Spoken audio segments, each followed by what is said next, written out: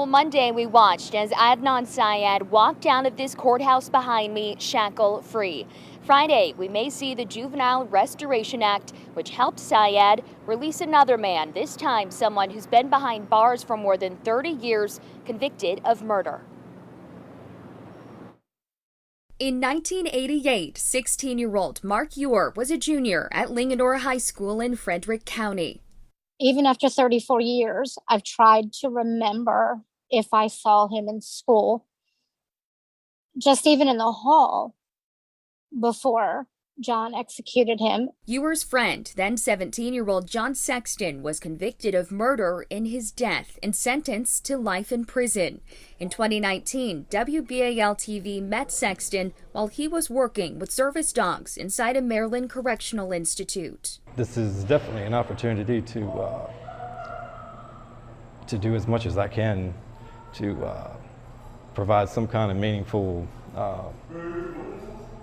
something in this world. This Friday, the now 50-year-old will request his sentence be reconsidered. It's not fair that John is even has the remotest possibility of getting a second chance.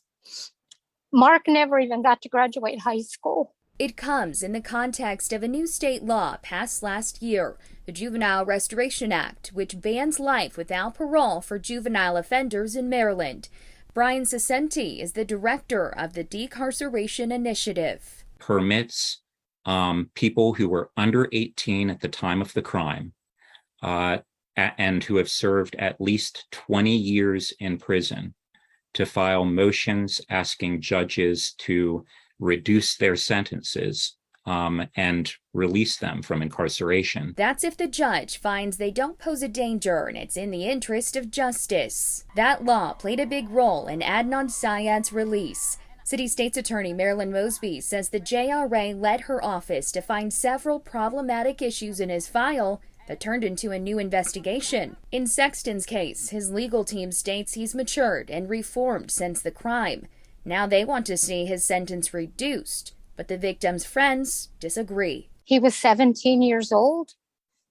He made a man's choice, and his decision was to execute his friend.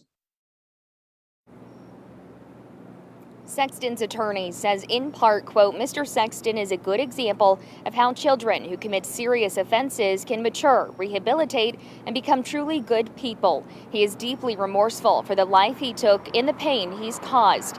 In the 33 years he has been in prison, he has become a model citizen. Sexton will have his hearing this Friday in Frederick County Circuit Court. For now, live at the Cummings Courthouse, I'm Tommy Clark, WBAL TV 11 News.